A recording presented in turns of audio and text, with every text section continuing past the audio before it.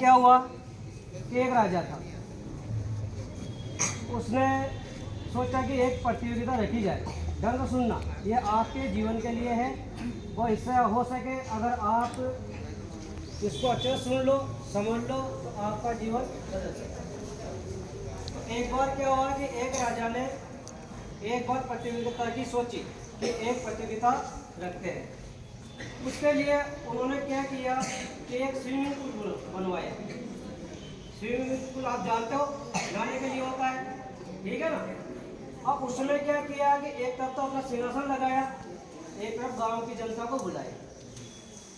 अब क्या किया, उन्होंने एक शर्त रखी उस स्विमिंग पूल में क्या किया कि उन्होंने बहुत सारे मगरमच्छ जैसे जहरीले जानवर उसमें छोड़ दिए और उसमें शर्त रखी कि जो भी इस पुल को पार कर इधर आएगा उसे मैं अपना आधा राज्य दे दूंगा। सभी लोगों की भीड़ इकट्ठी होगी, सभी देख रहे हैं उसको, सोच रहा है, उसमें उसको पार करने की सोच है, पर कोई हिम्मत नहीं करता।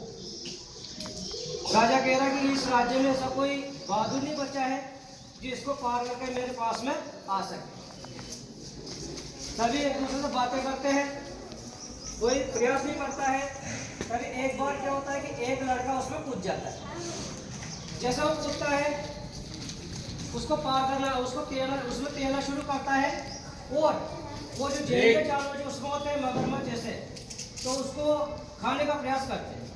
जब खाने का प्रयास करते हैं तो अपनी जान बचाने का चक्कर में वो जल्दी जल्दी तैरता है और उस स्विमिंग पूल को पार कर जाता है और लहूलुहान हो जाता है। तभी जो जनता देख रही थी जितनी भी, वो सभी के ताली बजाती है और सभी खुश होते हैं और सभी उसकी विदाई करना शुरू कर देते हैं। फिर तभी वो जैसे वो पार होता है, राजा भी खुश हो जाता है और राजा ऐलान करता है कि इसे मेरा आधा राज्य में दूंगा।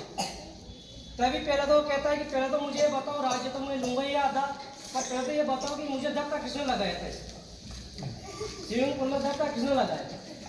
ठीक है, तो आप भी देखो, ये समझ लो कि आप इस शिक्षा के स्विमिंग पूल में आपको धक्का लगा दिया आपके माता पिता, ठीक है। अब आप इसे तैर कर अपने लक्ष्य तक पहुंच सकते हो।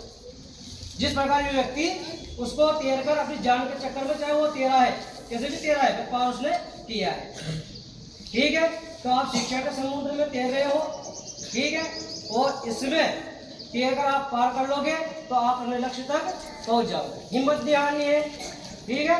इसके साथ धन्यवाद।